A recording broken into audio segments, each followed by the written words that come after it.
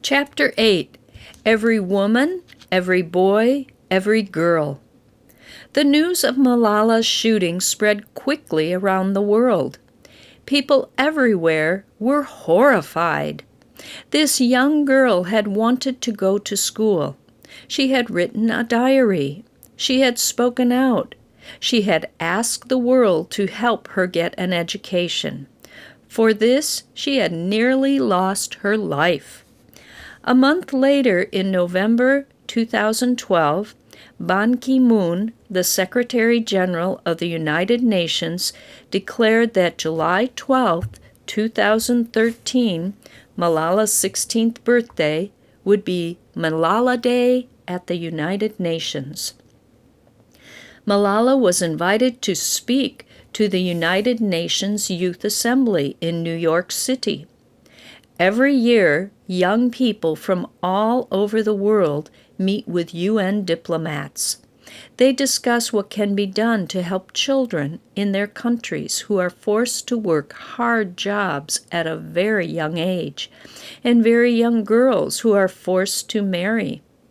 The diplomats learn about children like Malala, who are told they can no longer go to school. By the summer of 2013, Malala was well enough to travel to the United States. She had spent 9 months recovering from her injuries. The operation on her face had been a success. An operation to improve her hearing had also worked. Malala was ready to show the world that a terrorist with a gun had not stopped her. She would continue to speak out. The United Nations. In 1945, at the end of World War II, nations all around the world agreed that they needed a place where countries could work together to help keep peace. That was the purpose of the United Nations. It was decided that the United Nations buildings would be located in New York City.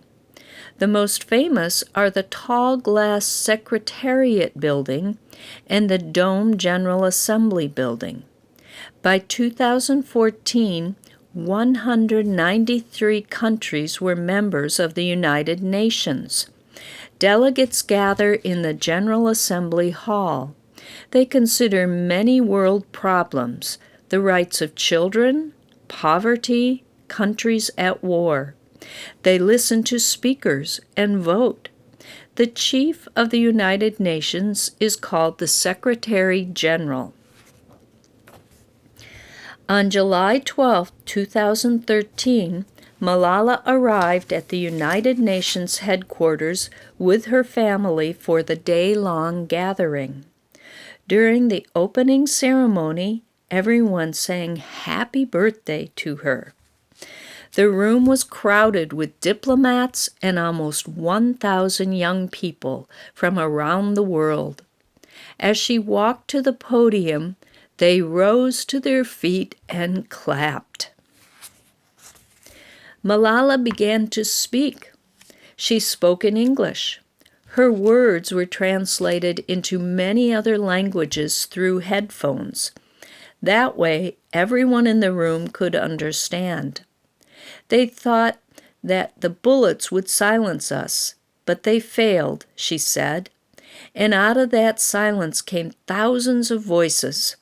The terrorists thought they would change my aims and stop my ambitions. But nothing changed in my life except this: weakness, fear, and hopelessness died. Strength, power, and courage was born. Malala talked about what had happened to her 9 months earlier. She did not hate the man who shot her. In fact, she would not shoot him if she had a gun. What she wanted to focus on was the need for peace. She mentioned Martin Luther King Jr., Mahatma Gandhi, and Mother Teresa, who had fought for their rights peacefully. Malala said, "Malala Day is not my day. Today is the day of every woman, every boy, and every girl who have raised their voice for their rights. Mahatma Gandhi, 1869 to 1948. Mahatma Gandhi was a great leader. He spent his life trying to help the people of India. India was ruled by Great Britain at the time. Many people wanted to change that. They believed India should rule itself. Some people thought India should go to war with Great Britain. But Gandhi didn't believe in war. He didn't believe in violence. He felt that change should come through peaceful ways, like speaking out. He organized peaceful marches. More and more people came. They stopped going to work. They stopped buying British products. In 1947, India became a free country. People cheered in the streets. They cheered for Gandhi, their great leader. They called him the father of the nation. Her father watched proudly from the first row. Beside him, her mother wiped tears from her eyes as she listened to her daughter. Like her husband, Torpakai had always believed in education for girls.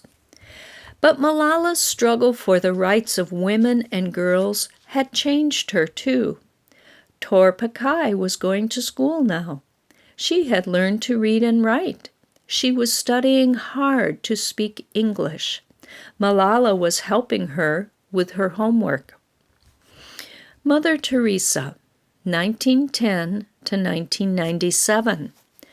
Mother Teresa was a Roman Catholic nun who devoted her life to helping the neediest people in India. Most were very poor. Some were too sick to walk. She started a school in the city of Calcutta, now known as Kolkata, and taught any child who wanted to learn.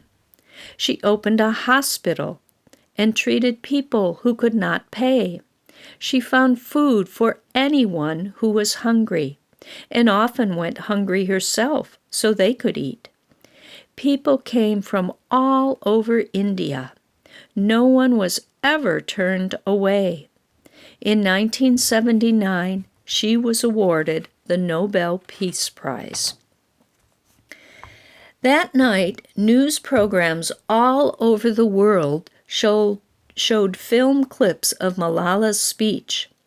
Like Gandhi, Martin Luther King Jr., and Nelson Mandela before her, Malala had started a peaceful movement to bring about change.